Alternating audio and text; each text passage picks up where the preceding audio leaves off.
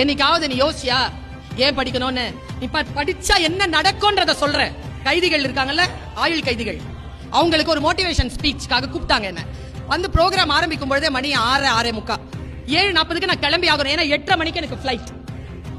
சிறையில இருந்து ஏர்போர்ட்டுக்கு போறதுக்கு 40 மினிட்ஸ் ஆகும்.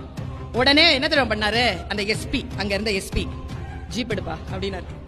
மேக்ஸிமம் 25 மினிட்ஸ் இருக்கு. டிரைவர் உட்கார்றாருங்க டிரைவர் சீட்ல. எஸ்பி சார் போய் முன்னால உட்கார்றாரு. எஸ்பி சார் முன்னால உட்கார்ந்து பின்னால யாரும் உட்கார முடியாதுங்க.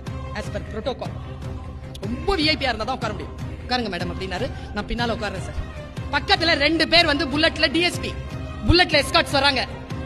8:05 உள்ள போயாச்சு. அப்ப எஸ்பி சார்ல have a nice trip man அப்படினு சொல்லி போனார். அப்ப டிஎஸ்பியா இருந்த டிஎஸ்பி அவருடைய கேடர் என்னன்னு தெரியல, முத்துப்பாண்டின்னு ஒரு போலீஸ் ஆபீசர். அவர் மேம் ஒரே நிமிஷம் மேம் அப்படின்னாரு. சார் இந்த காட்சி இல்ல மேடம், இதை நான் என் மகளுக்கு சொல்ல போறேன் மேடம். என்னது சார்? நீங்க யாரு மேடம்? உங்களுக்காக கெஜ்ரிவால் சார் நிக்கிறாரு, உங்களுக்காக எங்க எஸ்பி சார் வந்து முன்னால சீட்ல உட்கார்ந்துட்டு வராரு, உங்களை கூட்டிட்டு வந்து மரியாதையா நாங்க வந்து ஒரு இடத்துல கொடுக்குறோம். எங்க துறையில ஹையர் போஸ்ட்ல இருக்கிறவங்க உங்களுக்காக நின்று இவ்வளவு பணியாற்றி இருக்காங்க.